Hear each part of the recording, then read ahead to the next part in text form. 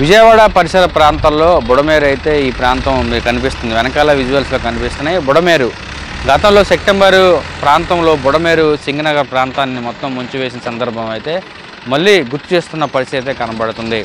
ఇదే మేరకు భారీ వర్షాలు పడుతున్న నేపథ్యంలో ఎగువ ప్రాంతం నుంచి వస్తున్న వర్షపు నీరు ఆ విధంగా కృష్ణానదికి ఇప్పటికే 3 లక్షల క్యూసెక్ల నీరు కూడా రావడం జరిగిందని అధికారులు వెల్లడించారు. ఈ క్రమంలోనే విజయవాడ, సింగనగర్, వాంబే కాలనీ, రాజీవ్ నగరు, ప్రకాష్ నగరు, పాతపాడు ఈ ప్రాంత ప్రజలు ఇప్పటికే ఉక్కిరిబిక్కిరి అవుతున్నారు. అయితే అధికారులు కూడా సమావేశాలు ఏర్పాటు చేసి ముందస్తు చర్యల్లో భాగంగా వరద ముంపు రాకుండా అధికారులు కూడా 24 అవర్స్ అధికారులను అప్రమత్తం చేస్తున్న పరిస్థితి అయితే కనబడుతుంది. ఎన్టీఆర్ జిల్లా కలెక్టర్ లక్ష్మీషా గారు కూడా ఎప్పటికప్పుడు బుడమేరుపై సమీక్షను కూడా నిర్వహిస్తున్నారు.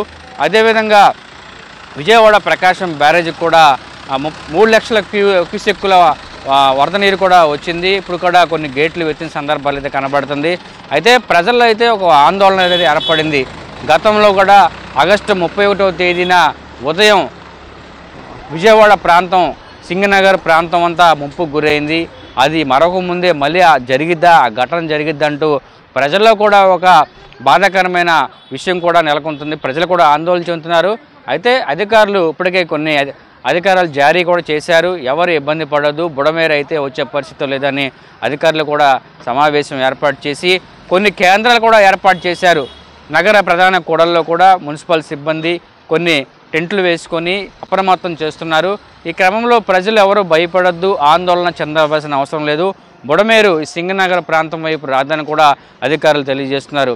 అయితే బుడమేరు వెల్లడిపు అయితే తగ్గిపోతున్న రోజుకి కబ్జాకి గురవుతుంది, ఆక్రమణకు గురవుతుందని కూడా స్థానికులు ఆరోపిస్తున్నారు. అయితే తక్షణమే బుడమేరును ప్రక్షాళన చేసి ఎవరైతే ఆక్రమించారో ఆక్రమణలను తొలగించే విధంగా అధికారులు చర్యలు చూపాలని స్థానికులు కూడా కోరుతున్నారు.